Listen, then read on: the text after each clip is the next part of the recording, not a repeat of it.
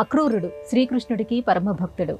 అలాంటి శ్రీకృష్ణుడికి భయపడి అక్రూరుడు ద్వారక నదులు పారిపోయాడు. ఎందుకని? మనము వినాయక వ్రతకల్పంలో పూజ చేసేటప్పుడు శమంతకోపాఖ్యానాన్ని వింటాం. ఎందుకంటే చంద్రదర్శన దోషాన్ని పోగొట్టుకోవటం కోసం. దానిలో సత్రాజిత్తు శమంతక మణిని సూర్యోపాసన ద్వారా పొందిన తరువాత ప్రసేనుడు ఆ సత్రాజిత్తు తమ్ముడు దాన్ని తీసుకొని అడవికి వెళితే జాంబవంతుడు ప్రసేనుడు అడవికి వెళితే సింహాన బారిన పడి ప్రసేనుడు మరణిస్తాడు. జాంబవంతుడు ఆ మణిని కైవసం చేసుకుంటాడు. అనంతరం కృష్ణుడు జాంబవంతుడిని ఓడించి జాంబవతిని ఆ మణిని తీసుకువచ్చి జాంబవతిని వివాహం చేసుకుంటాడు. మణిని తిరిగి సత్రజిత్తుకి ఇచ్చేస్తాడు. అనవసరంగా కృష్ణుణ్ణి నిందించానన్నటువంటి బాధతో తన కూతురైన సత్యభామను సత్రజిత్తు కృష్ణుడికిచ్చి వివాహం చేస్తాడు. ఇది కృతవర్మకు, శతధన్వునికి, అక్రూరుడికి కొంత బాధ కలిగిస్తుంది. ముగ్గురు సమావేశమై చర్చించుకుంటారు. మనలో ఎవరికైనా ఒకరికి సత్రాజిత్తు సత్యభామనిచ్చి వివాహం చేస్తాడనుకుంటే, చూసావా కృష్ణుడికిచ్చి వివాహం చేశాడు అని వాళ్ళు మదన పడతారు.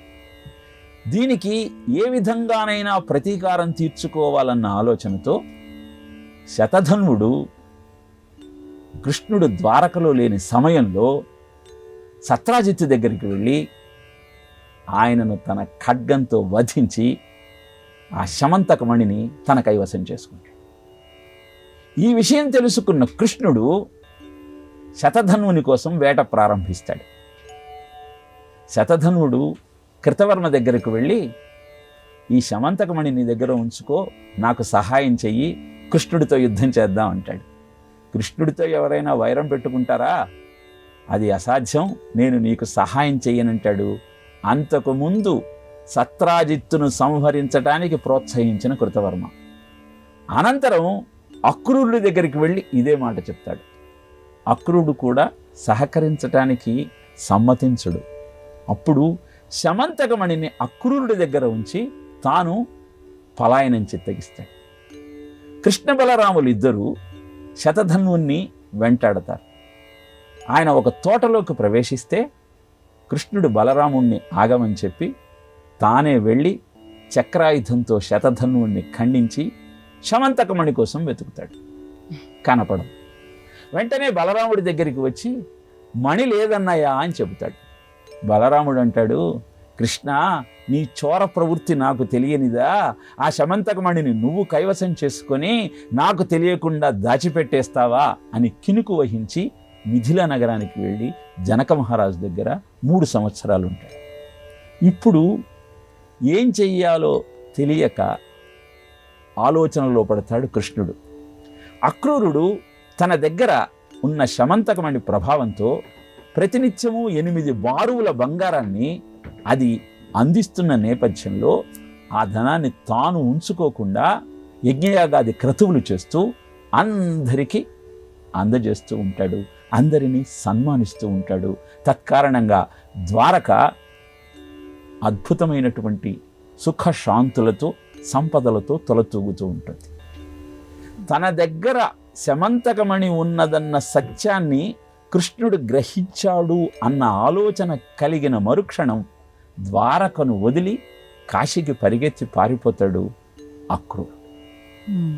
అక్రూరుడు ద్వారకను వదిలిన మరుక్షణం అక్కడ క్షామం ప్రారంభమవుతుంది. వర్షాలు ఆగిపోతాయి. ప్రజల్లో అశాంతి పెరుగుతుంది. ఈ విషయాన్ని తెలుసుకున్నటువంటి కృష్ణుడు వెంటనే కాశీకి తన సఖుని ద్వారా కబురు పంపి ఎలాంటి హాని నీకు చేయను అని వాగ్దానం చేసి తిరిగి అక్రూరుణ్ణి ద్వారకు రప్పిస్తాడు. ద్వారకకు అక్రూరుడు వచ్చిన మరుక్షణం మళ్ళీ వర్షాలు పడతాయి. అందరూ ఆనందంగా ఉంటారు.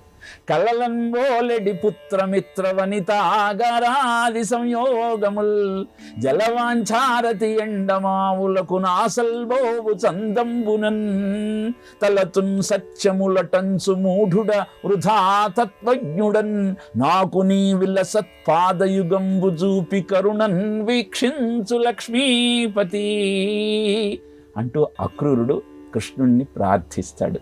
ఇలా అక్రూరుడి యొక్క అద్భుతమైనటువంటి కృష్ణ భక్తిని పరిశీలిస్తే మన జీవితం ధన్యమవుతుంది. అదే అక్రూరుడు ద్వారకను వదిలి కాశీకి పలాయనం చిత్తగించినటువంటి కథలోని ఆంతర్యం.